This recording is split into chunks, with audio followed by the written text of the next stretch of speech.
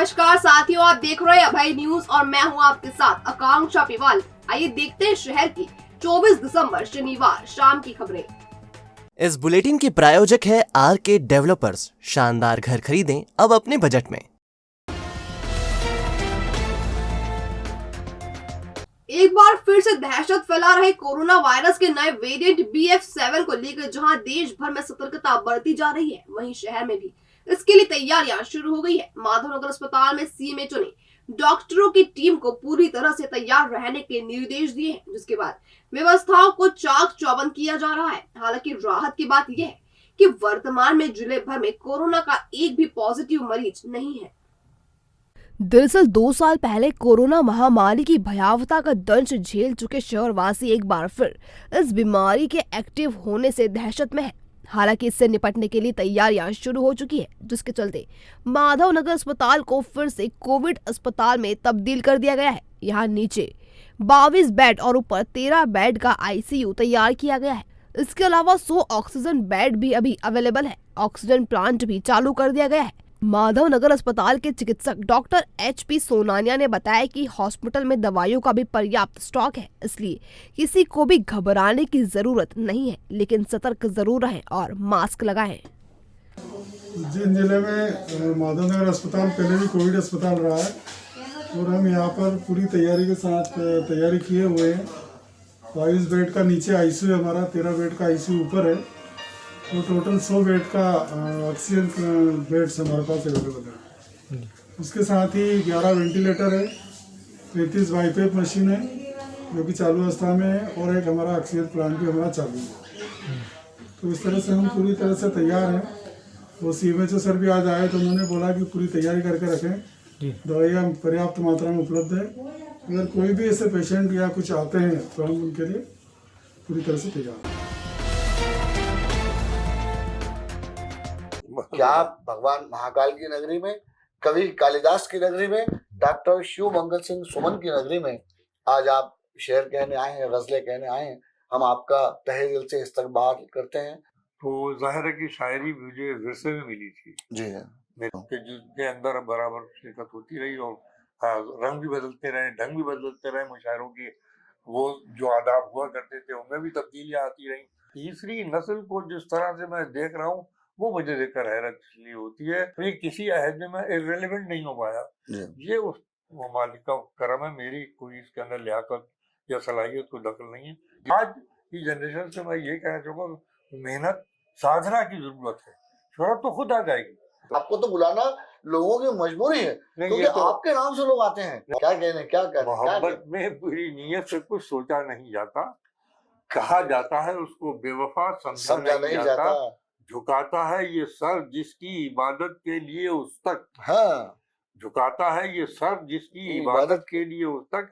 तेरा जज्बा तो जाता है, तेरा सजदा नहीं जाता। क्या बात है।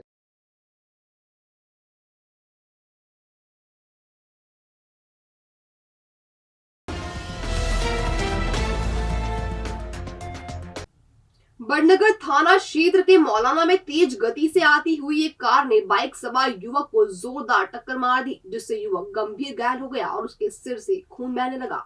सूचना पर बड़नगर थाने से पुलिसकर्मी घटनास्थल पर पहुंचे और घायल को अस्पताल ले जाने लगे, लेकिन नशे में होने के चलते युवक अस्पताल नहीं जाने के लिए नौटंकी करता रहा।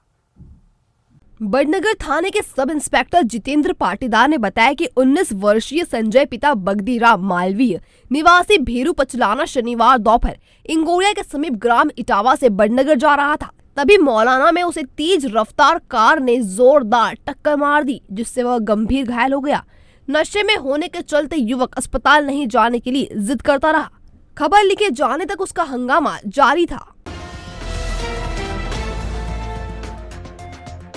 इन दिनों तापमान नए नए रंग दिखा रहा है। सुबह और शाम जहाँ ठंड का एहसास हो रहा है, वहीं दिन में धूप खिलने से उमस भी बढ़ रही है। मौसम के रोज बदलते मिजाज से स्वास्थ्य पर भी बुरा असर पड़ रहा है।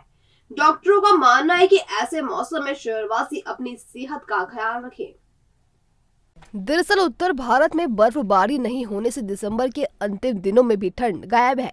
अमूमन दिसंबर को कड़ाके की ठंड का महीना माना जाता है, लेकिन इस बार शहर वासियों को अभी भी जोरदार ठंड का इंतजार है। सुबह और शाम को जरूर सर्दी अपना एहसास करवा रही है, लेकिन दोपहर में वह नदारद है। बदलते मौसम का असर तापमान पर भी पड़ रहा है। शनिवार को अधिकतम तापमान 25.2 डिग्री सेल्सियस दर्ज किया गया। वहीं न्यूनतम तापमान में 4 डिग्री से ज्यादा की गिरावट देखी गई, जिसके चलते रात का तापमान 10.2 डिग्री सेल्सियस पर पहुंच गया।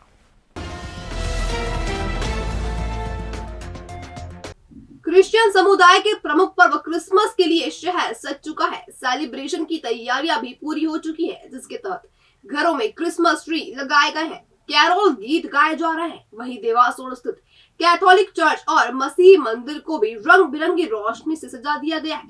25 दिसंबर को दिन भर धूमधाम से पर्व की खुशियां मनाई जाएगी और समाजजन एक दूसरे को मैरी क्रिसमस कहकर बधाई देंगे।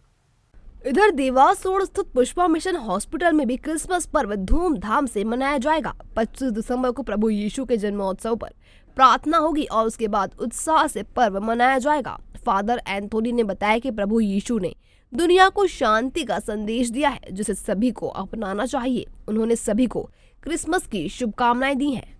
हम ईसा मसीह का जन्मोत्सव मनाते हैं।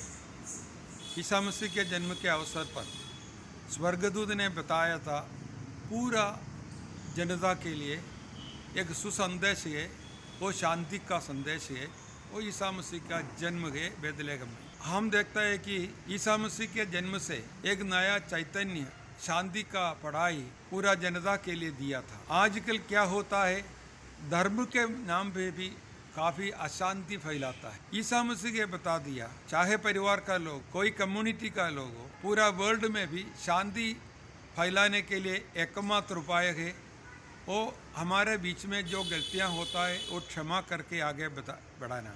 ये ईसा मसीह अपने पढ़ाई में और अपना जीवन में ये बताया और आखिरी में उन्हें क्रूस का मृत्यु भी लेना पड़ा। और ईसा मसीह का अनुग्रह हमको प्रचुर मात्रा में मिलेगा और यही है ईसा मसीह का जन्मोत्सव का संदेश।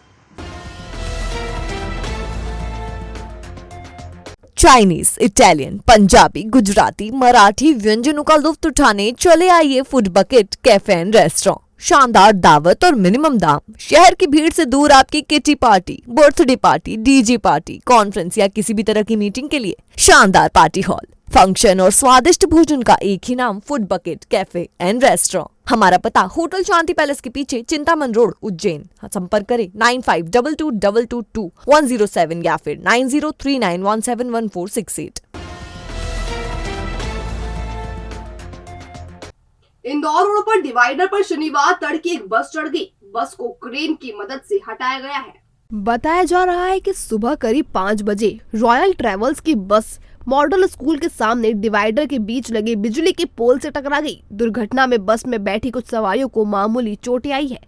दुर्घटनाग्रस्त बस को क्रेन की मदद से हटा दिया गया। रॉयल ट्रेवल्स की ये यात्री बस इंदौर से शनिवार सुबह 5 बजे नानाखेड़ा बस स्टैंड पहुंची थी और इसे यहां से देवास गेट बस स्टैंड की तरफ जाना था। बस आगर तक जा रही थी। इसी बीच मॉडल स्कूल के सामने बस डिवाइडर पर चढ़ गई और बिजली के पोल से टकरा गई। क्रेन बुलवाकर बस को खिंचवाया गया और रास्ते से हटाया गया।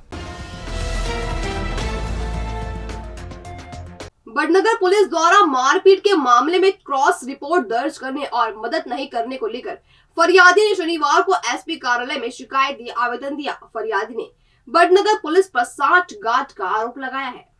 दरअसल ग्राम मौलाना में 19 दिसंबर को धीरज पिता रंजीत पाटीदार उम्र 43 वर्ष खेत पर काम कर रहा था। इसी दौरान खेत पर कब्जा करने की नीयत से महेश पाटीदार, गुलाब चंद पाटीदार और अंकित पाटीदार ने धारदार हथियार से हमला कर दिया था। इससे धीरज के सिर और कान पर गंभीर चोट आई थी और उसे जिला अस्पताल में भर्ती करवाया गया था।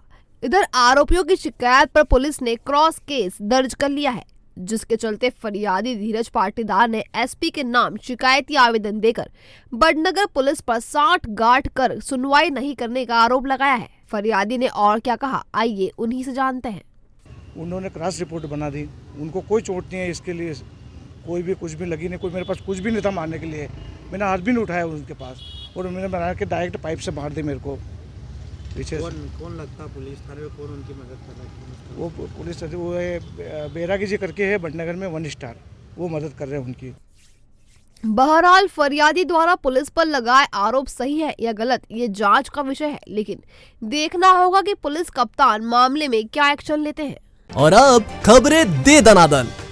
यूथ हॉस्टल की उज्जैन इकाई का 19 सदस्यीय दल मालवा एक्सप्रेस से हिमाचल प्रदेश के डलहौजी में होने वाले शीतकालीन ट्रैकिंग प्रोग्राम में भाग लेने के लिए शनिवार को रवाना हुआ। ये कार्यक्रम 26 दिसंबर से 31 दिसंबर तक होगा। इस दौरान प्रतिभागी पहाड़ों जंगलों से होते हुए काला टोप, खजियार, मंगला कैंप तक पैदल जाएंगे और कैंप करेंगे। यूथ हॉस्टल के अध्यक्ष दिलीप पवार ने ये जानकारी दी।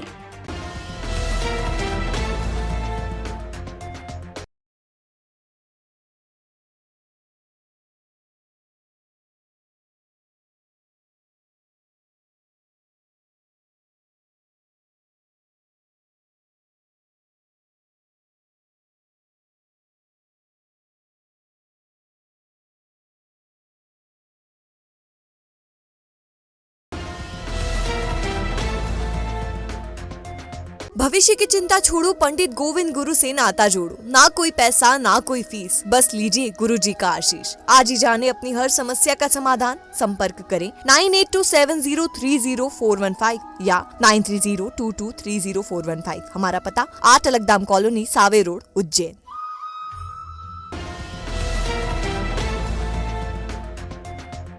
तो ये था अभय न्यूज का आज का बुलेटिन। अगर खबरों को लेकर आपके पास कोई फीडबैक हो या कोई जानकारी हो तो हम तक कमेंट सेक्शन या इनबॉक्स के जरिए जरूर पहुंचाएं। कल फिर मुलाकात होगी एक नई स्पेशल संडे स्टोरी के साथ। तब तक के लिए नमस्कार।